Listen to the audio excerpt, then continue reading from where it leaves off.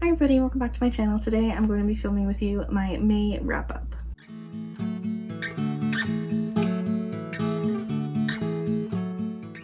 So the month of May was a very successful reading month for me. I've read a total of 14 books across 3 different readathons. This was a very readathon heavy month for me, and I was successful in all of them, which I'm super excited about. I'm going to be going in order of when I read them, and then I'll just let you know what readathons they counted for as like extras. I vlogged all of my readathon progress this month as well, with much more like as you're going reactions to these books, so I'll leave those linked down below as well, but let's just get started. So the first book that I read during the month of May wasn't actually for a readathon, but it was for Buzzwordathon, which is like a year-long reading challenge hosted by Books and Lala. She used to do like week-long Buzzwordathons, and I think she still does do a few of those sporadically. In terms of this year's rounds for Buzzwordathon, it's actually going in terms of months. So each month there's a different word that you have to include in the title of at least one book that you read during the month. For the month of May, that word was supposed to be house or home, and so for that I read House of Salt and Sorrows by Erin A. Craig. I really enjoyed this book. I thought it was a really great take on a fairy tale and a really great take on a dark and twisted version of a fairy tale. This is a retelling of the 12 Dancing Princesses, and it follows one of the sisters, I believe she's the 4th oldest, named Annalee, as she realizes that her sisters are not just dying in accidents, that they are being killed by something or other. And she goes on a mission to try and learn what is going on at the same time as her and her siblings are being whisked away to a magical world and dancing their nights away. It was a really interesting take on this fairy tale. I had never read the fairy tale before, so I had to go back and look it up, but it was a really interesting take and I really enjoyed it. I ended up giving this a 4 out of 5 stars. Next up was my first read for the Asian Readathon hosted by Cindy over at With Cindy, and this one I read to fulfill the prompt of reading a book written by an Asian author in your favorite genre, and that was Thorn by Intisar Kanani. This was a fantastic, also fairy tale retelling. This one retelling the story of the Goose Girl, another story I had never actually read before. I really loved the way that this author managed to intertwine the actual fairy tale and make it so much bigger and more akin to a fantastical story. I loved the main character so much. She was such a sweetheart and just a really warm, kind-hearted soul. This follows the Princess Alira, who is basically despised by her entire family and considered to be almost like a curse-bearing child, and she ends up getting betrothed to the prince of a neighboring kingdom, and on her way there she encounters this magical and terrifying sorceress who robs her of her identity, and she is forced to make her way to this new world without any friends, without even her own face or her own name, and she has to try and make her way through the world. However, as she's doing so, she learns that this kingdom is not as well off as it seems, and there is something that is attacking its people, so she has to try and work with the crown prince to figure out what's going on. Again, I loved this. I thought it was really great. The only downside that I had to it was that I thought that the villain could have been more thought out and more well developed. I feel like she was very two-dimensional and I wished that there was more. But yeah, this was a fantastic read. I also ended up giving it a 4 out of 5 stars. I read the first of these next 2 books also for Asian Readathon. This one was to read a book that featured an Asian protagonist, and this series was the Wicked Fox duology by Kat Cho.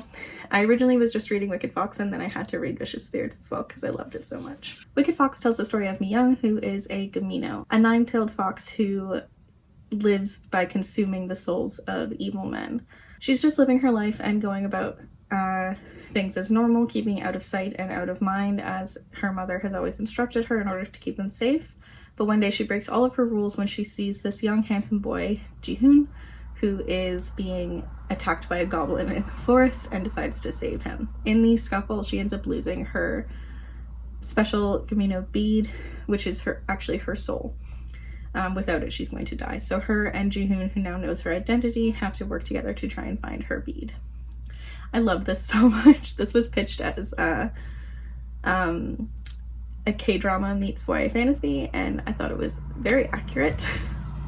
I loved the romance. I loved the enemies to lovers. I loved the actual villain and the storyline.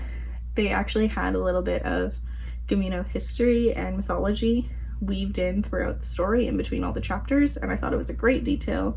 I loved having both their points of view, and I can't say more about it. I loved it so much. I ended up giving it a 5 out of 5 stars. Alongside that, I next read Vicious Spirits, which is the companion sequel. I actually enjoyed this even more than Wicked Fox, and I loved the way that these characters interacted after the events of Wicked Fox were wrapped up, and I loved all of the development that it gave all the rest of the characters. I think they all grew a little bit in this sequel, and I really enjoyed watching that process. I also ended up giving this a 5 out of 5 stars. This counted as like a bonus read for Asian Readathon, basically. Next up, I read along to a live Zoom theater production of As You Like It by William Shakespeare. This was done by the Bard Book Club, which is a book club I found through TikTok actually, and they actually go through and do a live discussion and a live reading of Shakespeare's works each month, and this month pick was As You Like It. As You Like It is one of the comedies. It's not my favorite. I ended up giving it a 2.5 stars. This was a reread for me. I've read this before, and it's just, again, it's not one of my favorites. I'm kind of bored throughout it. I don't really care about any of the characters. But yeah, I read that. Next up, I ended up rereading the first volume of Persepolis by Marjane Satrapi. This is a graphic novel series following Marjane's life. This is a memoir about her life growing up during the Iranian Revolution in the 1970s and her subsequent education and adolescence in Europe after the fact. This is a fantastic graphic novel. I highly recommend it to anybody who likes graphic novels, even in general. This was probably the first graphic novel I ever read. I read it for a graphic novels class back in my undergrad, and it just got me hooked on this formatting. The way that the illustrations work with the actual story is just absolutely beautiful, and I adore it so much. This is hard-hitting. It is funny as hell in some sections, and it is just really informative of the situation in Iran during the 70s and the 80s as Marjane was growing up as a young woman. It was a really great story. I highly recommend it. I think everybody should give it a go. I read this for Asian Readathon to fulfill the prompt of reading a book that was written by an Asian author and was nonfiction, and it was also the first read for the second readathon of my month of May, which was the mini round Degrassi themed pop culture readathon. For that readathon, this book counted as reading a book featuring social activism. Next up, I ended up reading my first adult romance of the month, and that was Twice in a Blue Moon by Christina Lauren. I loved this book. I thought it was really sweet. It was like much more hard-hitting than I anticipated, or not hard-hitting, but it was much more serious than I anticipated, in a sense that it follows a young girl who is the estranged daughter of one of the biggest actors of his generation, and who lives with her mother and her grandmother and likes to keep her identity a secret. Her and her grandmother go on a trip to London, and that is when our main character Tate meets Sam, who is another teenager on a trip to London with his grandfather Luther, and the two of them end up falling in love in this whirlwind 2-week-long romance in which Tate actually tells Sam her identity and her entire story.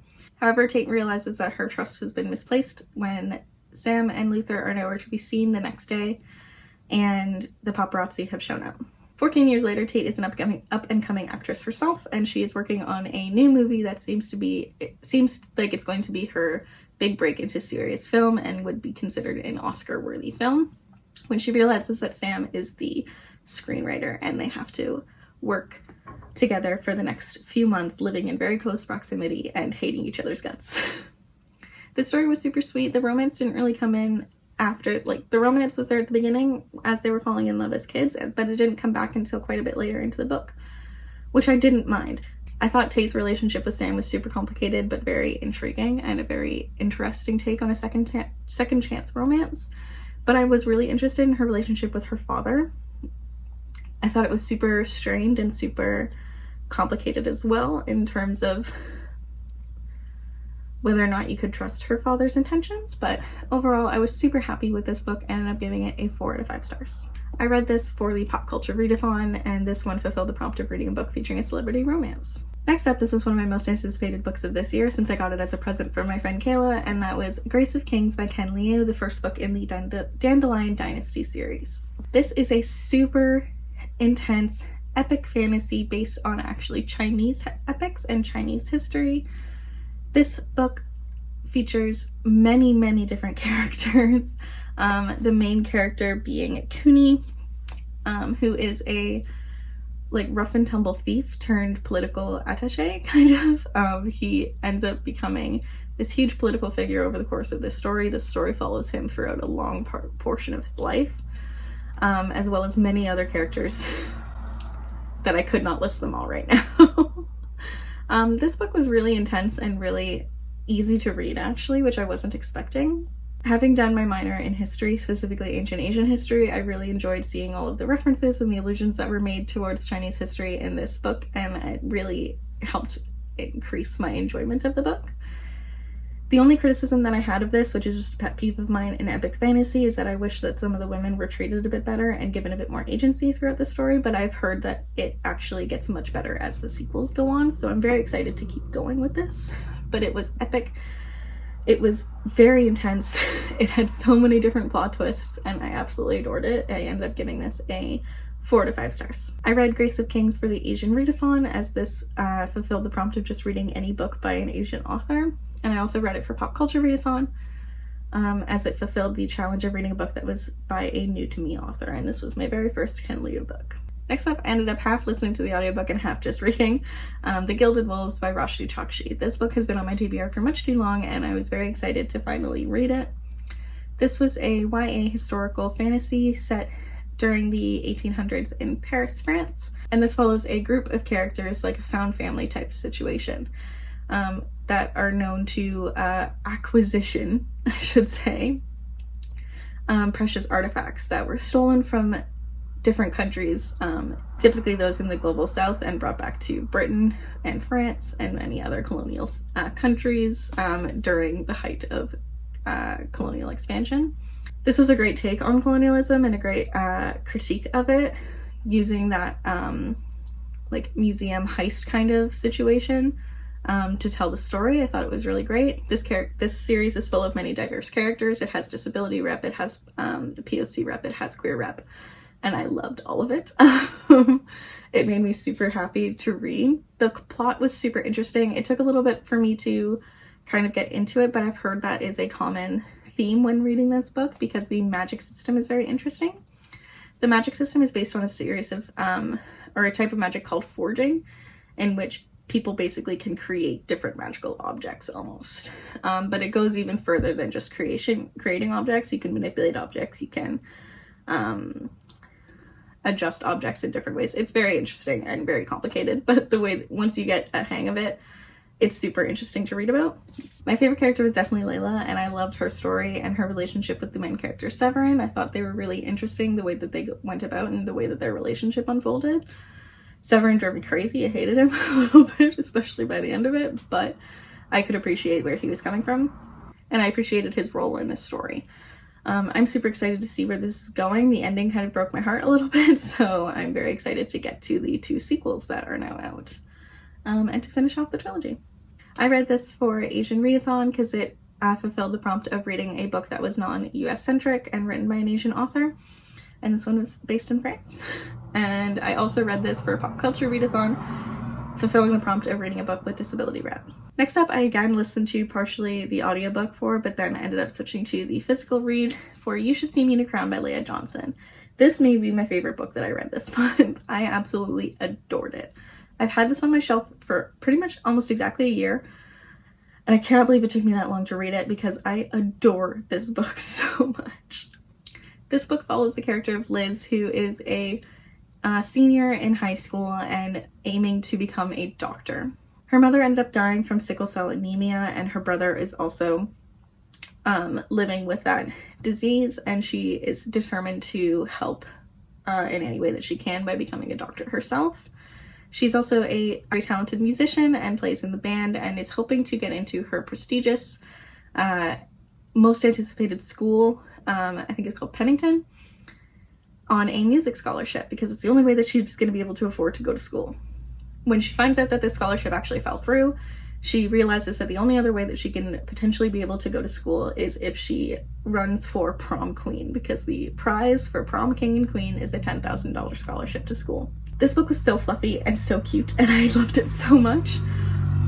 But it also got pretty deep at certain aspects, especially when talking about Liz's sexuality. She is a closeted queer woman at her school. Her family and her friends know about her identity and she's not ashamed of her identity, but her school is a super strict, very traditional Midwestern town, and she realizes that going through her process of trying to become prom queen and get the scholarship, her being out will not help that fact. However, she ends up very quickly becoming enamored with a brand new girl in school named Mac, who is also running for prom queen.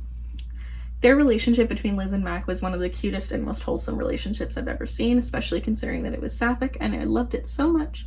Her and her brother had a great relationship, and there was a whole little side conflict between her and her childhood best friend that I really enjoyed, and I really loved the way that it wrapped up. The story was wholesome, it was sweet, and it was devastating at certain aspects, and it made me cry multiple times during the last like half hour of me reading it. But I highly recommend it to anybody looking for a lovely queer sapphic novel. I don't read much contemporary YA, but this definitely is one of my new favorite books of all time. I ended up giving this a 5 out of 5 stars, if you couldn't tell already, and I read this for the pop culture readathon of reading a book that is guaranteed to give you warm and fuzzy feels, which this absolutely did. Next up, I ended up reading The Last Wish by Andrzej Sapkowski. I suck at saying his name, I apologize. This is a set of prequel short stories to the overarching Witcher series, which has been adapted to Netflix, if you guys were living under a rock in the last 2 years. I adored the TV series, and I've been really looking forward to getting into the game, but my boyfriend Tyler bought me this probably a year ago as well, and I've been very much looking forward to reading it. And I really enjoyed it. I loved the short story style narrative, and as well, most of these short stories take place during the TV show. But I also really loved that there was like one overarching story that kind of went in between each of the short stories. You got a certain chapter in between each of the short stories, and I loved that story itself as well. My favorite story was definitely the ending one and the title story, The Last Wish, mostly because it had both Dandelion and Yennefer in it, who are two of my favorite characters in the series. And it made me really look forward to reading the rest of the series, considering that Yennefer herself is a main character. I loved this depiction of Geralt. I love Geralt himself as a character, and to see him in his book form and to see some of his more like inner workings and thoughts was really interesting to me. And I loved that each of the short stories followed a different retelling of a fairy tale. That was something I never knew was part of this, but something that I really, really enjoyed as I was reading it. I literally sat there reading and was just thinking like, wait a minute, that last one was Beauty and the Beast. This one here is definitely Snow White. What is happening here? I had to go and like ask Tyler, just be like, these are fairy tales. He's like, yeah. I'm like, why did you never mention this to me before? Anyway, I ended up really enjoying this book and I ended up giving it a 3.75 stars. I read this for the pop culture readathon as a book that has had multiple covers or cover makeover, because I've seen like 4 different covers for the Witcher series. And then this was also my first read for the Do the Thing-a-thon, the last readathon I participated in May. And this fulfilled the optional prompt of reading a book that, like, the oldest book on your TBR, which definitely this is one of them. Next up, I read my book club book for the month of May, and that was Stan Grant's Telling It to the World, an Indigenous memoir. This is a memoir of Stan Grant, who's an Indigenous Australian, and it went through both his childhood, his career as a CNN reporter in many different areas of the world and many different war-torn areas of the world, as well as a brief history of Australia's treatment of Indigenous people. Living in Canada, I know so much about the Indigenous peoples of Canada and how they have been mistreated over the course of history. It was really interesting for me to see just how similar the treatment of Indigenous people was in Australia, as well as the many different differences there were as well. This book was heartbreaking, and it was definitely an eye-opener for me as somebody who's very ignorant on Australian history and Australian politics as well. And it definitely made me want to go and look into it more and do more research and read more about the Australian Indigenous population. Highly recommend. Thought it was fantastic. And yeah, I think it's highly recommended. It's pretty short, and I really want to try and get a clip of the audiobook because Stan Grant himself is a journalist, and I feel like his narration of it would be fantastic as well. Next up, I ended up reading The Soul of the Sword by Julie Kagawa. This is the sequel to The Shadow of the Fox. Shadow of the Fox tells the story of Yumeko, who is a kitsune, meaning a fox shapeshifter. Yumeko grew up in a temple by a bunch of monks in order to fulfill her destiny of protecting part of the dragon scroll, which is a very magical artifact that when all the pieces are put together can summon a god, basically a dragon god that can grant one wish every 1,000 years. One day her temple is attacked and she is sent to protect the scroll at all costs and to get it to another one of the neighboring city's temples in order to give it to the monks there and protect it further. Along the way she ends up running into a assassin type character. His name is Tatsumi and he is of the Shadow Clan, and his mission is to get his hands on that part of this dragon scroll. But he also wields a magical sword which holds the soul of the demon Hakaimono, which is one of the worst and first demons to ever walk the earth. This series is full of Japanese mythology and is a fantastic YA series. I loved the first book, Shadow the Fox, so much, and Soul the Sword did not disappoint. It was super fast-paced and I loved being reunited with all these characters. I won't go into the plot of Soul the Sword too much because it has many spoilers for Shadow the Fox, but needless to say, I really enjoyed this continuation and I am just even more excited to read the third book, Dragon of the Night. I loved the story, I loved the mythology, and I loved the way that these characters grew as the story goes on. It's one of my favorite parts of the series, and this one again did not disappoint. I ended up giving this a 4 out of 5 stars. I read this as another bonus book for Asian Readathon, as this was written by Julie Kagawa, who is a Japanese-Canadian author. And I also read this for Do the Thingathon for the optional prompt again to continue a series. Finally, the last book that I read during the month of May was Return of the Thief by Megan Wallen-Turner. This is the 6th and final book in the Queen's Thief series, which has been a historical fantasy series that has been running for over 20 years. I started reading the Queen's Thief series a few years ago on recommendation from Reagan over at Peruse Project, and I have loved this series very much. It is very dear to my heart. The series is interesting because you can technically read each of the books separately as standalones, but together they all work to create one overarching story following one character named Eugenides. Eugenides, or Jen for short, is a thief. He is known as, he is one of the best thieves to walk this world, and one day he ends up boasting to his captors, as he has been hilariously and ironically caught for thieving. He ends up boasting to his captors that he can steal anything in the world and he's the best thief. And so the king of the world that he is actually imprisoned in at the moment ends up taking him up on his offer and sending him on this impossible journey to collect this magical artifact known as Hephaestia's gift, which when presented to a ruler ends up giving them the power to rule and solidifies their status. A very heavily political artifact. This is a huge, basically suicide mission for Jen, but it just starts the story rolling for one of the best political fantasies I've ever read, one of the best historical fantasies I've ever read, and giving this character of Jen a very special place in my heart. I won't get into the plot of this one as well either because it is the 6th book in the series, and it will give many spoilers to the rest of them, but I highly recommend the Queen's Thief series if you are interested in historical fantasy based on Greek and Roman history, which I forgot to mention is the basis for this story. I love this book so much. I loved the way it was narrated as well. It was narrated from another character who has never been mentioned before, and who doesn't really know the history of Jen and his world, so that was super interesting and something that I enjoyed. Overall, it was a fantastic ending, and I highly recommend it to anybody who's even simply slightly interested in reading this. I ended up giving it a 5 out of 5 stars. This was my last book for the Do the Thingathon, and it fulfilled one of my own personal prompts, which was to finish the series, because I have so many final books in a series on my TBR that it is ridiculous. And I completed it, and I finished this series, which I can't believe it, and I feel like I need to reread it again soon already, but either way, I adored it. Thank you guys so much for watching. I really hope you enjoyed. If you like this video, please give it a thumbs up because it really does support my channel, and leave me a comment down below letting me know if you've read any of the books that I read during the month of May, or if you participated in any of the readathons that I mentioned. If you're new here, please subscribe. I put out new bookish and writing videos every week, and I hope you guys have a lovely day. Bye-bye.